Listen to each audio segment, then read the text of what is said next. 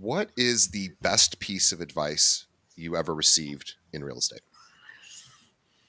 DJ, the best piece of advice I got was from a real estate team owner who had sold his team about 2 years into me being a brand new agent. And I really looked up to him. I was like, how'd you do it? Right? 30-year instant success guy.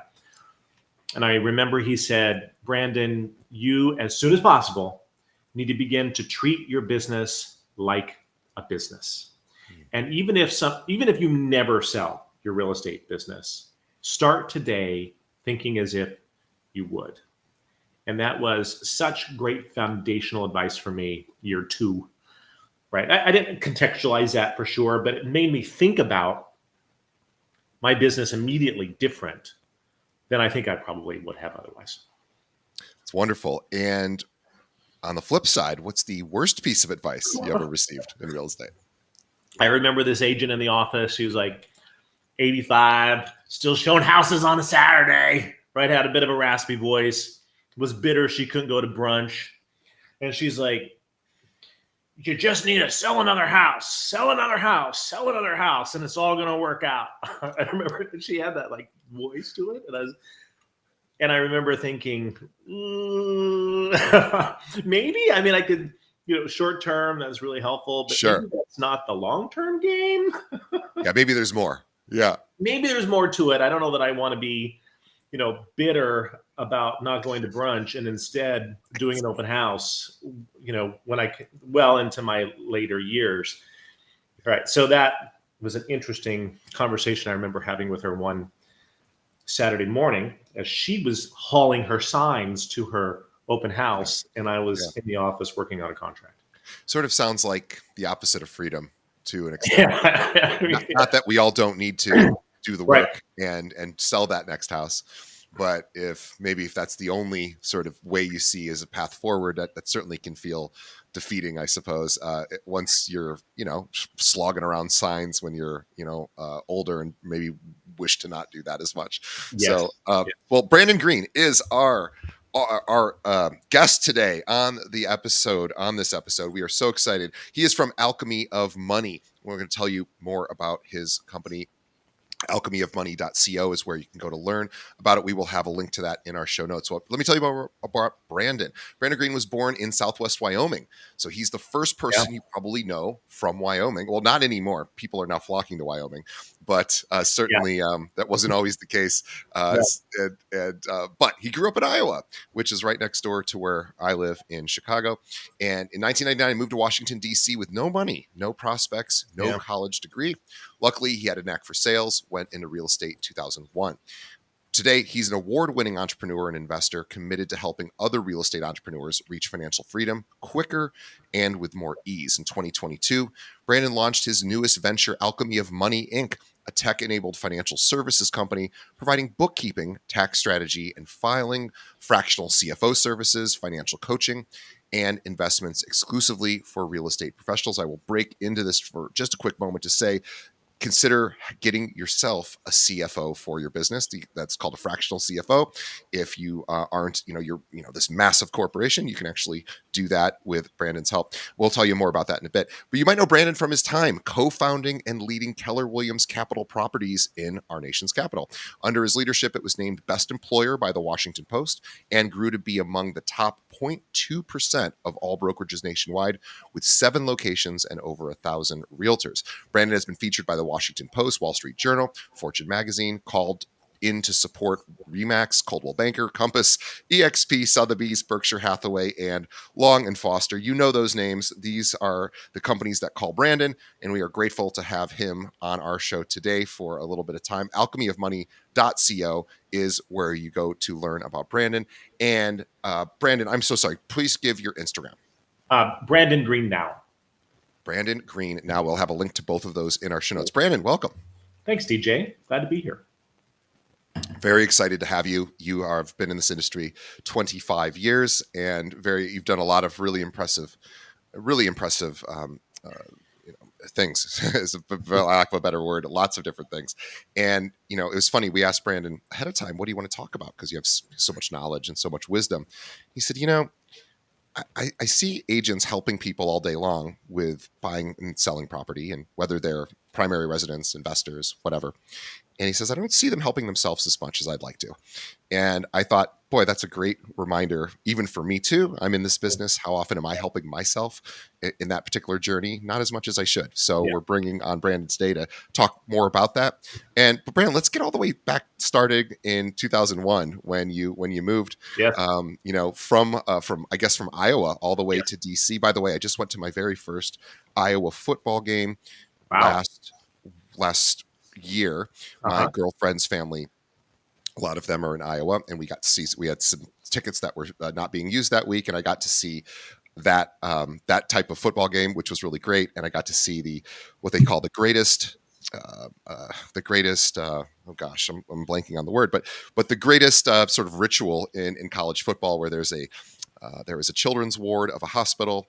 I believe it's a cancer ward, and it overlooks the stadium. And Oh, after the right. first quarter, Sure. yeah, everybody, including the players on both sides and everyone in the stadium, turns and waves towards the children. And boy, that was a moment to behold. So if anyone ever gets a chance to go to an Iowa football game, boy, that is something you will not forget. But anyway, you moved to DC, so tell Yeah. us about that. Yeah, I did. I moved to DC, just looking for some opportunity. Wanted to get in a big city. Didn't really have particularly any plans other than probably go to school here. I had graduated from high school in Iowa and then went on the road touring with an international musical organization, singing and dancing and having a great time. And at some point, after doing that for a couple of years, I was like, well, either I need to pursue performing arts full time, or I need to figure out something else. And decided something else was my option. So yeah, landed in the area doing cold calling for a staffing firm. That was my first job. So my job was to find a list of companies, cold call them, and see if they'd be interested in hiring us to help them recruit for their open positions. And traditional sales back environment. Ring a bell when you make a sale, do 100 cold calls a day.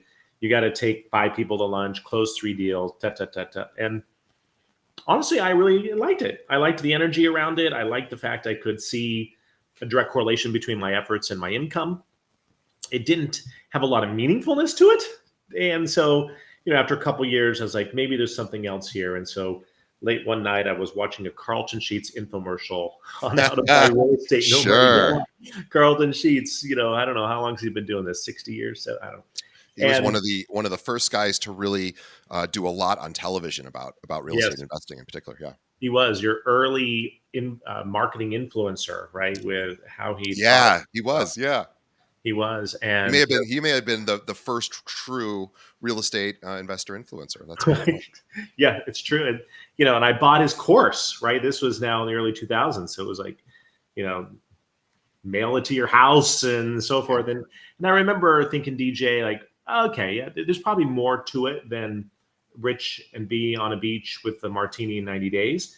But it did inspire me to say, well, how can I do this? And how can I get into the real estate game myself? So I bought my first investment property using an FHA 203K renovation loan, which you're not supposed to use for investment properties. I don't know, are we recording this? But I bought it and I sold that property, made some money, and I thought, wow, maybe this is my jam. So that's what got me into real estate, was really aspiring for something bigger for myself than, relentless cold calling forever.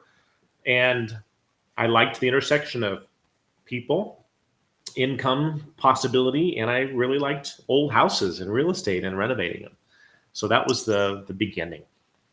Yeah. And how did it proceed from there? Did you go sort of fully into the investor side, or Yeah. were you still both doing traditional real estate brokerage, helping public with their primary residences, or was it just investor full steam?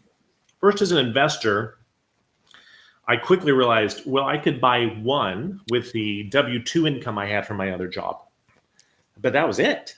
Then I needed to come up with another way to make money, so I quit the W-2 job and went full-time into sales. I could see that I could use my income from my sales business to purchase more real estate. Yeah. So I applied the cold calling skills that I'd learned in the other environment to real estate sales and door knocking. So I just started gridded out a neighborhood. I was like, well, there's got to be some sort of ratio here of X number of doors, Y number of people answer them, Z number of people invite me in, and A converts, B signs up for.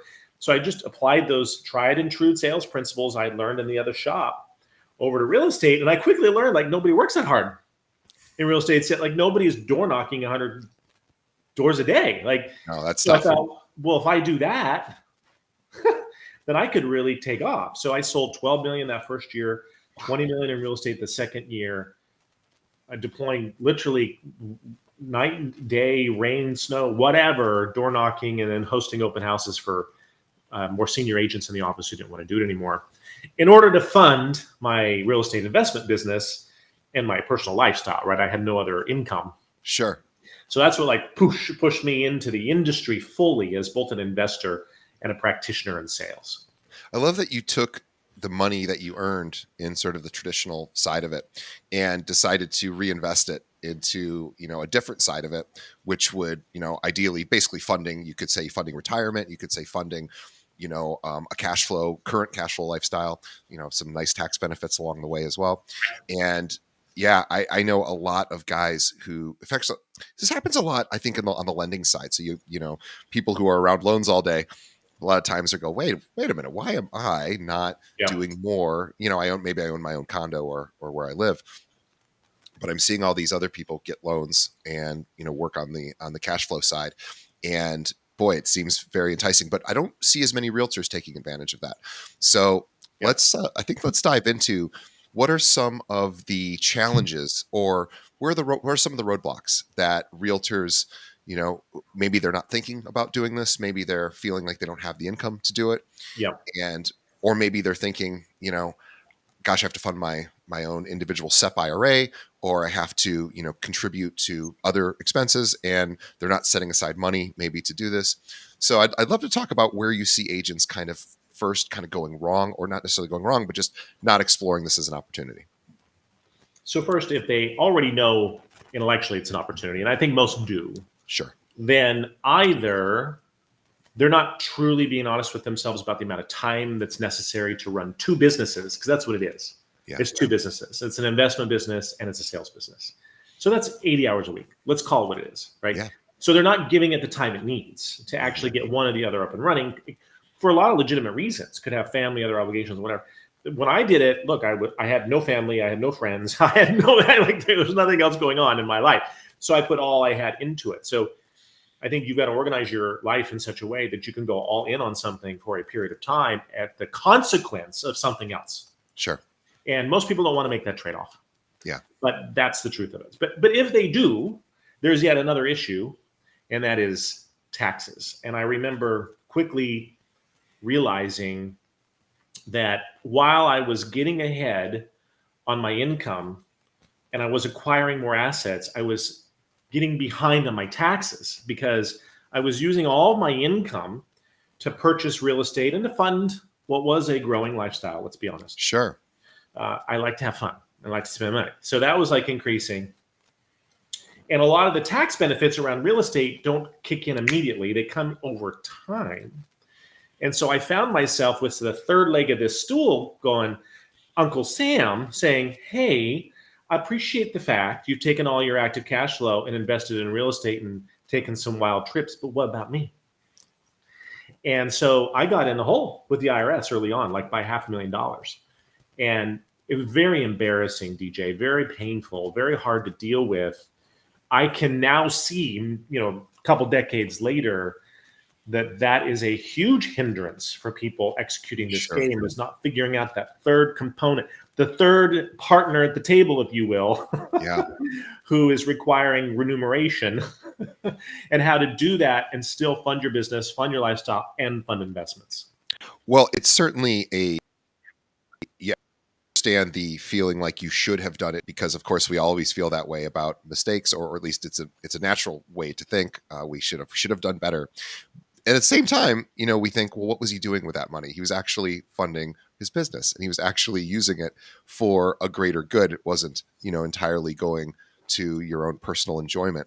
And so it's something that, we have to, it's easy to forget about that third partner, I suspect, because of course, realtors, when they get paid, they don't necessarily those taxes aren't taken out right away. Maybe, if they're disciplined, they have it automatically going to somewhere else where they can't see it for a while and just sort of under almost like lock and key. But if they're like most of us, we see that big amount hit our bank and we don't think, I should probably put a third of that somewhere else, because of course, nobody wants to think that way. I don't want to think that way. I don't want to think a third of anything. We might think about it, but we don't actually do it, right? Actually, I didn't even think about it. Honestly, the first 3 years I got in the business, it was year 3, DJ, where I was like, wait a minute, I think I need to file taxes. Right? Because I had all sales training. I was learning about being a real estate investor, but nobody, I wasn't being trained. I wasn't seeking it out. I'm sure it was available, but I wasn't seeking out business training, how to run a profit and loss statement and manage cash flow. And I wasn't interested in that. I was interested in selling houses, helping people, buying real estate, grow. And the rest is going to figure itself out. And I hit a real wall and realized, oh, shoot, right there. No, you can get pretty far with that energy, but you can't probably accomplish ultimately what you want, because you end up hitting some sort of wall like I did. Right. Yeah. At some point there's, this it's this 3-legged stool that third leg is not there and it's getting wobbly. And all of a sudden now it's the most important leg of the stool because it's affecting everything else. And again, certainly a relatable topic for a lot of us. I think all of us have, especially when, we're being paid the full amount from our commissions, right to our bank account. It is so easy to not have a disciplined approach to putting that money in sort of buckets. And I've fallen prey to that myself. It's not something that I think anybody cannot relate to. So I think you probably just certainly connected with a lot of people on the call. And then there's the issue of education. We start to think about, okay, well, what, aside from just moving a third of it somewhere else, and letting it sit in a money market, and which is fine. But there are other options as well. And, there's ways to maybe reduce that amount that you have to pay. And there are strategies that are, they are afforded to us under the tax code that is not about, trying to, pull a fast one on the government, but actually to take advantage in a positive way of what the government allows us to do and what the government really sort of encourages us to do in order to fund, small businesses are the backbone of this country. We're talking small business. And this is, a lot of times small businesses don't have this understanding. You're out there putting on all the hats, you're in charge of growth, you're in charge of customer service, you're in charge of compliance. And, all of a sudden you have this, I don't have a CFO. I didn't have somebody sort of reminding me to do these things because I can't do everything. So let's talk about that. So what do you usually recommend for agents as a way to get started to think about managing their finances more effectively? Yeah. So I remember having this conversation with my financial mentor as I was trying to figure out how to get out of this $500,000 hole, right? He's like, well, and he said just what you said, right? Well, as a business owner, as an asset owner, you have all these tax strategies you can deploy in order to significantly reduce your tax rate. And I was like, well, sign me up. Let's do it. He goes, yeah, here's the problem. You don't have any underlying data to actually organize into the strategies. You don't have a profit and loss statement. You're not tracking your expenses by category. You don't have any reconciled bank statements. There's nothing I can do for you because you don't have any of the data. And I was like, oh, right. So that sent me down a 3-year journey. And so what I would say to that, DJ, for anybody who's listening that might resonate with this situation is most people need to start with better data. Yeah. And the data takes the form of good bookkeeping and an accurate statement of income and expenses reconciled monthly that shows actually what you've got going on. So you can take it to a professional, whether it's at Alchemy or somewhere else, and saying, here's actually what I'm doing in report format. What strategies are available to me? So we like to skip to the strategies, sign me up for saving $80,000 on my taxes. But the data has to be in a way that can be done. And the other thing I learned that is sort of a cousin to that is the IRS has this this or that. It's never all or both. So for example, a strategy that many people probably know about is some form of retirement funding to reduce your tax liability, a 401k or an IRA. So the tax code essentially says, hey, you can fund your future and we'll give you tax benefit, but you actually have to put the cash in the account. Right. So you either pay it to us, Uncle Sam, or you pay it to yourself, but you still have to pay it, which means you still have to have the cash to do it. You can't have spent it elsewhere.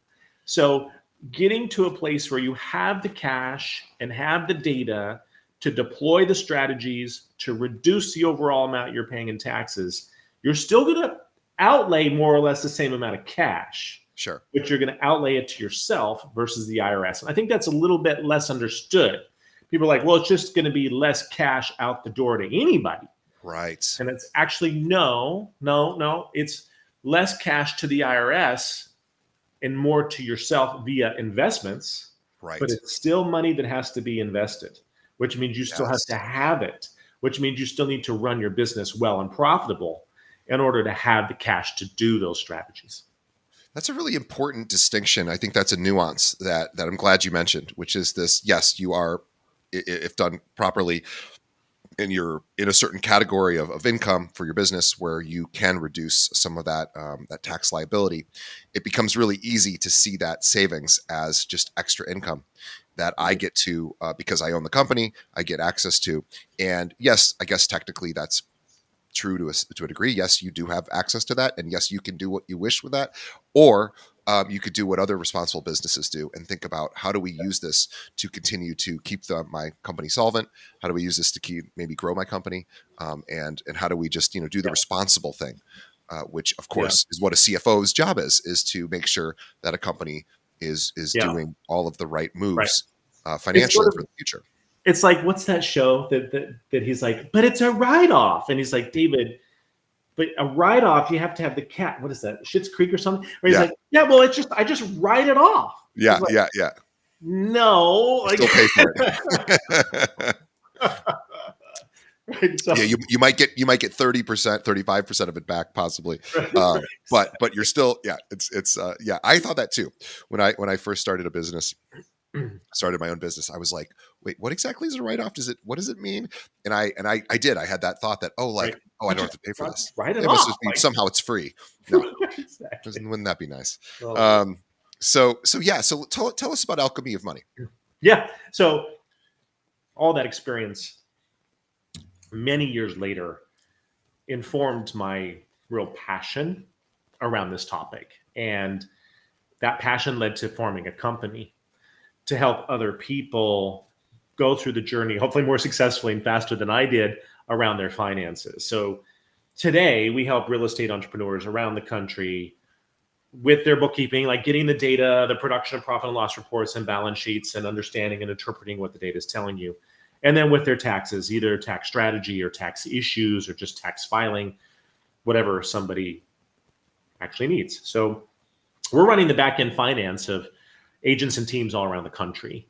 And it's been really exciting to do that. And so ironic, DJ, like the biggest, like personally, like some of the biggest problems I had early in my career, I now own a company actually helping people do it. I met with a mentor, that same mentor I was actually telling you about a moment ago. I met with him for lunch about 3 weeks ago.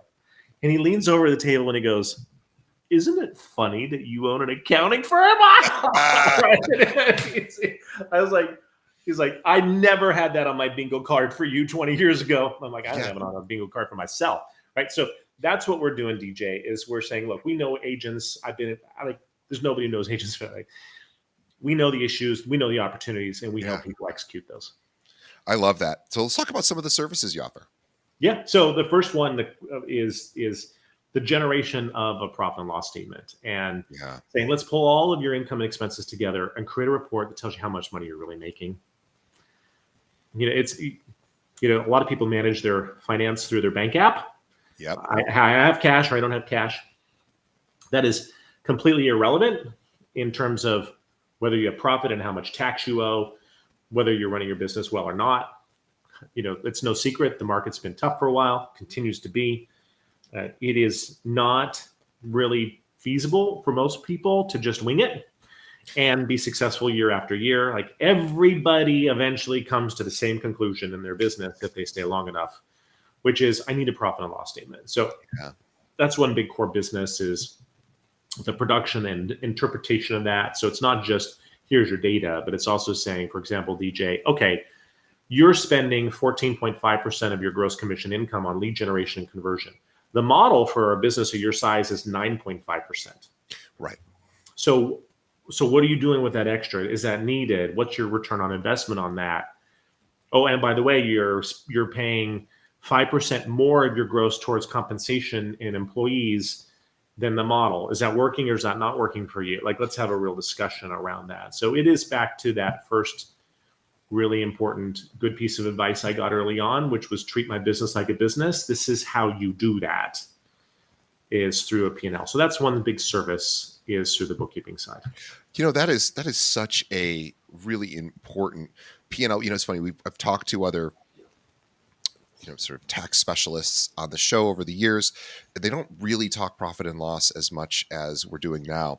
Not that they don't, I'm sure, wish for everyone to have one, because I'm sure they do. We just haven't talked about it. So I appreciate this conversation because, again, a lot of us do have accountants and we think, okay, well, I've got an accountant and I do have a corporation set up, so I'm paying myself. So I sort of understand I'm doing something with pass-through income, and that's good for me with tax liability. But do I really understand my expenditures? Do I really understand the connection of that to my profit or my revenue? And am I adjusting it according to the benchmarks of other successful businesses, which that I am not doing. I can tell you for sure that I am not doing that. Mm-hmm. And that is something, as you were talking about, I go, boy, I wonder how much I pay in different, I have assistants and I have different expenses, and I just pay them because I pay them because that's what they charge. And it seems to be the right amount. But do I really know what percentage of that to my overall revenue is? I don't. And it just doesn't, it's like, it's never seemed that important, but of course it's important. And it's important for any business to understand, what you're paying out. So I am going to work on that myself. So thank you. And I'm sure you've probably inspired a lot of us to do it. I think a distinction that's worth making is most people have a profit and loss statement for tax purposes only. Sure. Which is fine. And it's helpful to help your tax filer file your taxes. But I'm talking about something entirely different. This is a business P&L. A living, breathing document that updates. Yeah. I have one once a year. I see it. I see I have it. Check. Like, okay. Yeah, done. But then it's never thought about again until the next year when I have to give her all of the revenue and expenses, and then she creates another one. Yeah, we are talking about a living document that gets updated on a regular basis, that gets studied, and it gets adjusted to. It's like, hey, the market's down right now. If your income is down right now, have you also, in proportion, decreased or at least looked at your expenses and figured out how do I adjust for the downturn right now? And look, a lot of people ask me, well, why do I really need one? And my answer is, I mean, you really don't. You only do in the context of some sort of goal. So if you are trying to allocate more profit from your business to make more investments, or to pursue that beach house, or to retire someday, or to send your kids to college, there has to be some sort of personal goal that you're trying to achieve, or pain point you're trying to solve for, perhaps. Then you reverse engineer into the machine that is your business. And you say, how do I make this machine run more optimally? Now, if you have no pain points and you're at 100% of your potential, then I'm like, good for you. You should be on DJ's podcast. What percentage, what would you say, what percentage of agents are currently operating with their profit and loss without somebody helping them at 100%? Is it, are we talking about there's like a 1% outlier that kind of just knows how to do this? Maybe they come from the accounting background, but I would assume 99% of agents probably could use a boost. There's always an outlier, right? Who has got a weird set of skills that they came to the real estate business with this skill set, and they're just good because it's something else. But it's really rare. It's probably in the 1 or 2%. Wow. When you ask agents why do they get in the business, how often do people like, because I just love accounting? Like, wait, what? No, like, it doesn't have. So you have to find a why in order to pay attention to this. And that has to be a powerful motivator, Otherwise, you're just not going to do it. So we spend a fair amount of time, DJ, in our calls with people saying, look, like, why do you actually want to invest the time? Because this is not an autoplay. This Right. isn't like, you actually have to engage in this process, or you're going to get a report that is going to, you're not going to do anything with. So why even get the report, right? So Yeah. there is some sort of corresponding, I'm trying to grow my business. I'm trying to buy X number of real pieces of investment property. I'm trying to, like, what are you working to achieve, and how can the business run more transparently and optimally help you do that? And I think we should talk just briefly about the psychological benefit of having this information and tracking it and adjusting it on almost a daily basis, with something like a QuickBooks, or whatever software or system one might be using, or working directly with a fractional CFO, or some sort of partner, because this is, what we're really talking about is a little bit of pain up front, a little bit of, okay, I got to take a good look in the mirror myself, completely naked, which isn't always the most fun thing for any of us to do. But as a result of that, I am going to understand, I'm going to feel now more in control of my destiny. I'm Yes. going to understand what needs to be done. And it's not going to be as sort of at the end of the month, I look and I see my bank account is going to be more, it's going to be more reliable, what is in there, what isn't in there, where it's going. Yeah. And I'll know what I can afford to spend for my personal use, my business use, and what I need to save, and where I need to save it. And there's a tremendous amount of satisfaction in just kind of knowing the plan. And it is, it's a lot easier, for example, for me, when I wake up and I have all my meals prepared for the week, or even just for that day, and I get to work. I don't have to think about it. Yeah. Every Saturday I have to cook. I have to cook a bunch. I have to plan this out. Or Monday noon, 12 o'clock, I start to think, what am I going to have for lunch today? And then I have to make that decision. And it's like, but I want to eat healthy, but I don't want to eat healthy right now because I'm stressed. But I want to, like, it becomes this sort of battle.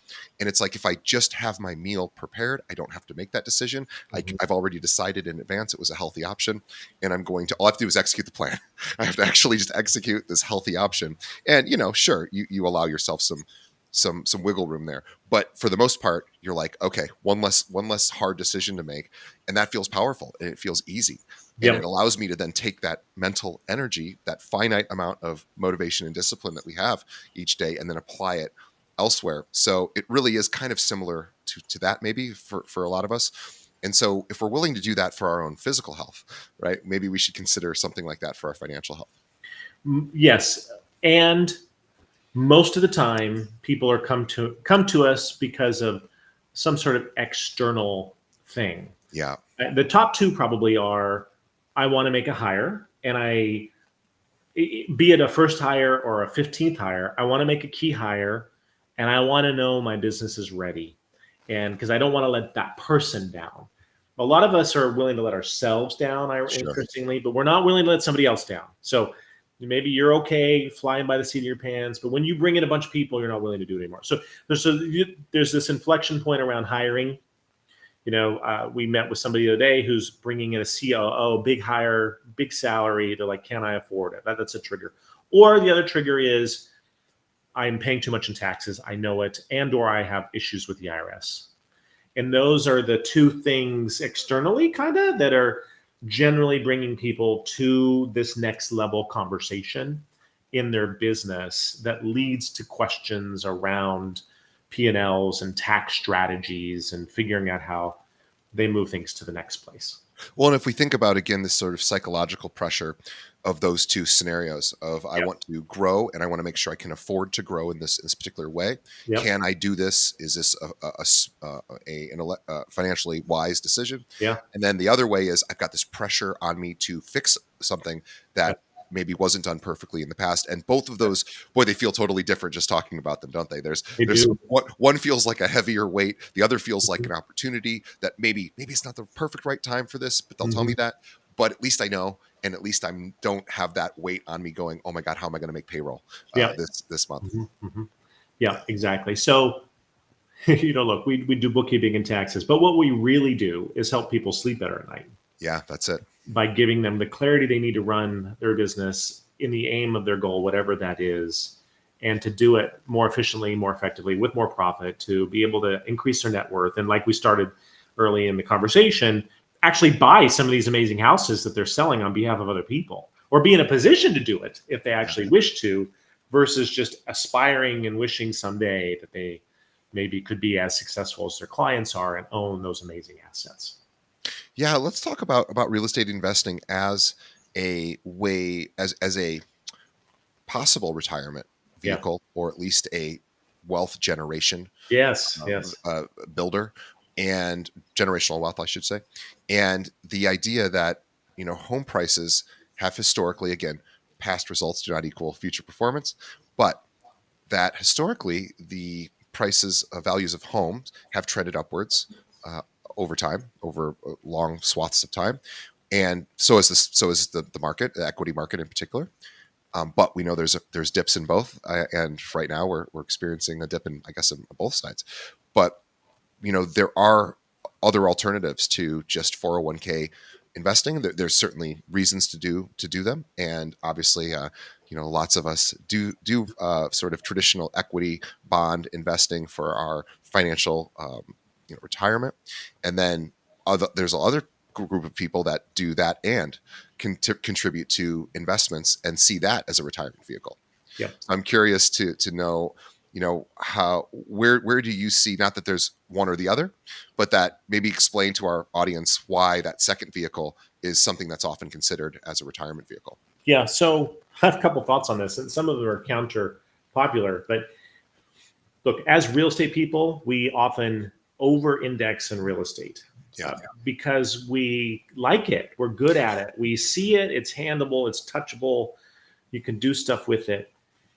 But when I look across my success and failures and those of the people I see a number of people who do well in real estate and buy and hold, but I see just as many, if not more, who don't, because they underappreciate the fact that you're buying an asset that has big expenses, and one air conditioning going out in one single family rental property in pick your state could tank your return on investment for 3 or 4 years. Sure.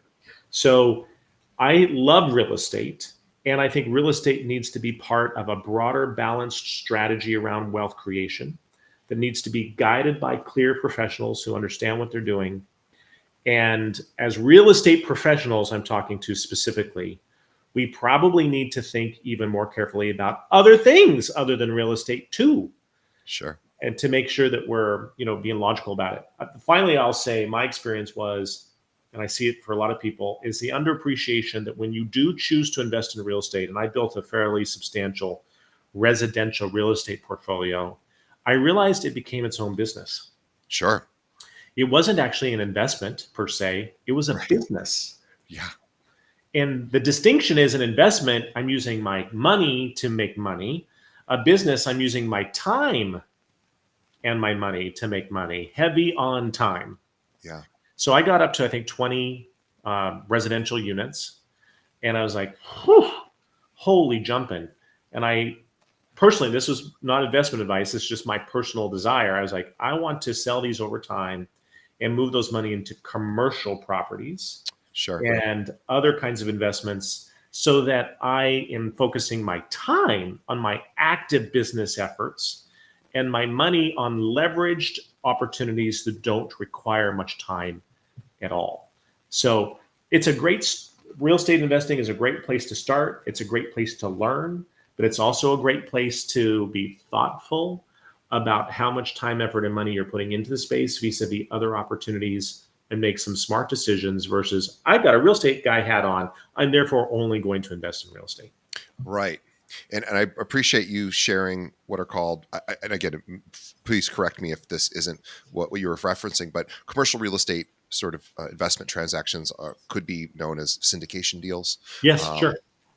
Opportunities that, could you just quickly explain to our audience who maybe isn't familiar with the idea of a syndication deal, sort of what those entail? Just broadly speaking. Look, you can, I would explain it this way. You can take your own money and your own lending capacity and buy something directly. You can take your own money and your own lending capacity and partner with somebody and the two of you or the three of you or the four of you or whatever buy that asset directly. You can pool money from a lot of different people and buy that asset directly. And or you can be the guy who has money and you give that money to another group who's actually the one that's pulling together the opportunities and making those investments. That other group that's pulling the money together and making those investments can be making those investments in a variety of different structures. Sure. Some of which might be direct equity into properties. Some of it might be stock ownership in an entity that owns the properties. It all gets really highly complex really quickly. So for anybody who's interested in saying, look, I don't know that I have the time or money to make a big pull down myself, but I've got 10K. I'd love to invest it with another group who's actually doing the work, and I'm going to be 0.001% of a larger investment. That can be a really good way to leverage, but you got to know enough to be dangerous so that you don't end up losing that money entirely. There's a lot of stuff going on in that space. It's like basically knowing the time value of money is, do I want to be running this as my own business? Do I want to wear all of those hats? Do I want those 2 a.m. phone calls about the air conditioner going out? Am I willing to take on the hours it just takes to be, in the business? Right. Or am I willing to maybe sacrifice a tiny bit of revenue or substantial, depending on, and increase some risk, I guess, because you're now taking it out of your hands into someone else's hands. And, just like you would really investing in the equity market. I mean, you're really taking it out of your own hands and putting it either to a money manager's hands or directly into a company's hands. And of course, anything can happen. But, do you really want to do the due diligence on every single stock in your, mutual fund that is being invested? Or do you want to just hand it over to an investor that has a proven track record? Right. And similar thing can exist on the syndication side. It's very, it is a little bit more sort of challenging to probably weed through that information and understand exactly what it is. But there's a lot of good information out there now where we can learn about what those opportunities are, the benefits, the challenges, the risk associated with it. And it's just nice to have that information. You can make the best decision for yourself. I don't remember who said it, but somebody smart that I'll just take on said, don't invest in anything you don't know. And the way I apply that principle is I know business and I know real estate. I will make direct investments in real estate or businesses I know and understand, not any old business, but businesses I actually really know. Anything else, I am using a professional network whose job it is to do that. Either a certified financial planner whose job it is to manage the equity markets on my behalf, or a venture capital fund whose job it is to make 100 investments, only one of which is going to work, right? So that's how I think about that concept, DJ, is the stuff I'm going to deploy my money in directly, either I know directly, or I'm going to directly put it into professional organizations that I've vetted and trusted that's their one thing to actually do that work. Well, let's go back to Alchemy of Money. So we know that they can assist with, of course, profit and loss statements. Let's talk about fractional CFOs. This is a concept that I was not familiar with up until a few years ago. We needed here at our company actually a fractional CEO. So for a slightly different, we actually have somebody we consider a CFO, but we didn't have a CEO. And so I thought, well, gosh, we can't afford that. And I'm not even the primary decision maker for that, but it didn't seem like we could afford it, but we could afford a fractional one. And I said, I don't know what that is. I had never heard that term before. So I suspect a lot of our audience probably hasn't either. Let's talk about what a fractional CFO is and what they do. When you get to about 3 million in revenue, you get to a place where somebody needs to be sitting at the top to coordinate bookkeeping and data, reports of a variety of kind, taxes, sometimes some quasi HR related stuff, sometimes some quasi legal stuff, and investments. And so a fractional CFO, and there's a variety of different forms of this, and they generally start at $5,000 to $7,000 a month, is a resource that you want to bring on to help coordinate it all and advise the ownership globally about what's going on. So by then you have a team. You've got a bookkeeper team. You've got a tax team. You've got an investment team, right? So this person is coming on to handle all that. So that's why you got to be at least a 3 million in revenue for that to even make sense as a conversation. Most people will bring on a fractional CFO above that, but that's usually where the conversation is had. Below 3 million, it's you as the owner of the business working on that team, making sure that the bookkeeping and taxes are being handled well, that you've got a really good financial planner, that you've got an amazing attorney, and you've got a cadence of meetings that you're meeting with that team with throughout the year. So I love fractional CFOs when the time is right. And I think they can be a really big inflection point for people whose aspirations and ambitions are to continue to grow well above their current income level. Yeah, and Alchemy of Money really sort of takes on a lot of different roles that you can sort of decide at what point in your business you're at. Once you're at that Yes. $3 million annual revenue point, we're now talking about fractional CFO. If we're at the several $100,000 Yeah. annual revenue rate, we are now talking about another level of service. But Yeah. at any given level, you guys have professionals to assist. Yeah, and I'll give you the levels real quick. Of Yeah. generally worth, if you're up to $250,000 in gross commission income, you're still in sort of a DIY mode, right? You're probably, you got your brother's uncle's cousin, or you're doing it yourself, or you're in QuickBooks on Saturday. Like, you got to probably DIY most of it, right? Except for maybe your taxes, but you don't have very complex taxes yet. Right. When you go from 250,000 to, let's call it, $1.5 million, then you got to get a bookkeeper on board, and you got to get a strategic CPA on board. So, and at Alchemy, you can just do bookkeeping, you can just do CPA services, you could do both, but that's really up to about 1.5-ish million to 2 million. So that's a big range from 250,000 to 2 million. But that's where the business is maturing. That's when your revenue streams are maturing. That's when you need these bookkeeping, CPA services to really be robust in that period of time. As you get closer to that 2 million, you've got to bring on that certified financial planner, which is preparing you for eventually that 3 million and above, where you bring on a fractional CFO. So if any of your listeners listening right now, just kind of put yourself in those buckets, like, do a little gut check for you. How are you doing with your bookkeeper? Like, are you getting monthly profit and loss statements? Do you know what they say? Is that working for you? Are you making good decisions? If yes, great, continue on. If no, work on that. Next, are you paying your taxes quarterly? Are you getting strategic tax advice in a written report? If not, work on that for the next couple of years, right? If you are, great, move up to financial planning, right? So there is a sequence to this. Sure. And you don't just like throw it all on at once, right? You got to build these expertise within your world over time. I love this idea of just getting so granular with this, which a lot of us, as real estate professionals, maybe we're data people and we like looking at spreadsheets and we really appreciate evaluating the numbers. And then some of us are more maybe on the people side, where we're good at, the sort of interpersonal stuff, where we're able to close deals, build relationships. And this idea that you probably can't be ultra strong in both. You're probably stronger in one than the other, which is just, the way our brains are wired up and our personalities are developed.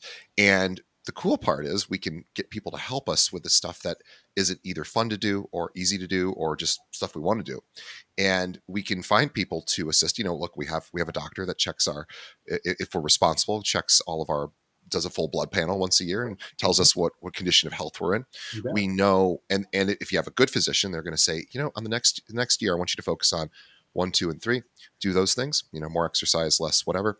And that's really helpful, because I can look at my physical being and say, I think I know what condition it's in. Of course, can't look under the hood. I can just see the external stuff, and it gives me some sort of idea of what's going on inside, but not all the information. And I can go to this professional for a relatively inexpensive amount of money and say, let's look at everything inside. And then you're pretty wise, so you tell me what I should do. And if you do this with mechanics, if you're smart, you take your car in once a year, whether it's broken down or not. And you say, what's going on with it? Do I need to do anything? and you can wait till it's broken down, and then that becomes a lot more stressful. And so we're really talking about, this is adding this into this sort of overall team. Yeah. Some people do this with, some people have therapists to deal with their own emotional well-being. We have all sorts of team members. And I love this because on the financial side, I love the idea of not wondering if I can afford something. I like the idea of an opportunity comes my way because we're real estate people. We see a real estate investment opportunity that we know is going to have cash flow, or it's just going to be it's a great deal. For whatever reason, it's like, oh, I have the information that knows that this is a really good deal. Someone's going to get a really good deal. And instead of saying, can I afford to do it? We just go, should I do it? Should I do it right now? I want to do it. I want to do it. I see it. And versus a business going, we either can afford to do this or we cannot afford to do this. And we have the data to support either of those decisions. That's a position of power. It allows us to more sort of, I think, from a wiser perspective, from a higher level of intellection, to make these decisions, not so much based on the emotion of how exciting it is and how cool it is to buy the new shiny thing, but to actually understand, is this shiny thing in our best long-term interest? Can we do this? And you're talking about hiring. This is a perfect example. So we all want more help. Can we afford more help? That's the first question. And it's not just, well, I've got money in my bank, so yeah, I can, because maybe, you haven't been able to look to see exactly what's going out the door. We think we know what's going out the door, but boy, I don't. I need somebody to look at that once a month and look at my expenditures. And I pay somebody to do that and to say, hey, you spent too much money in entertainment this month for personal use. I have somebody looking at my personal expenses and really saying, you're going out to eat a little too much. I don't like to hear it, but I need to know it so that when I'm like, oh, I want to go out to eat because there's this new restaurant, I now know, well, I have a budget for that. I know how much I can spend in a month. And there's actual power in that. As much as I don't want to be a big boy and play by the rules of the, whatever the actual, rules that are there financially to help to support me, I need to, or else I'm going to put myself in a position of increased stress, and it's going to affect every other part of my life too. So this is a real opportunity for all of us to add someone to our team if we don't have one. And Alchemy of Money is happy and we'll tell you if you're ready for their services or not. And if you're not, they'll tell you what to do to get ready. Correct. And this is a position of power. You will feel better about yourself. You'll feel better about your sort of future, and you'll think of your business more like an actual business, because every successful business has these processes in place. So yeah, maybe you don't have it today, but now's the day to think about making that first phone call, setting up that meeting, and saying, I want to be in business for the next 15, 20, 30 years. I want to also build something that eventually can support my retirement. I want to make sure I'm not overspending. And I want to make sure that, I'm taking advantage of all the tax opportunities that are afforded to me. So alchemyofmoney.co is where you go to learn that. Tell them that you heard it here, and we appreciate that. Brandon, such a pleasure. Thank you, BJ. Could not be more appreciative. Brandon Green Now is where you find him on Instagram. We will have a link to that in the show notes. But alchemyofmoney.co is his company. He works with real estate agents and entrepreneurs all over the country, helping them do this. He knows he does this because he needed that help himself. And boy, it's funny how things, like you were saying, that you now have this business that you actually needed. You built something for yourself that now can be used to help others. And they say that necessity is the mother of invention, I guess. So that is as true in this case as it is for anything.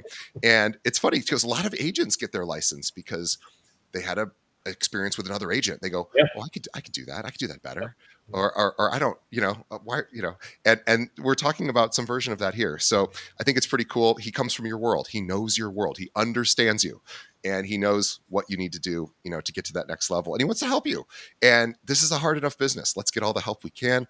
It's hard enough just creating business and getting business. Now let's make sure on the back end that we're protecting ourselves so that we can stay in business. Alchemyofmoney.co is the company to check out, and the website.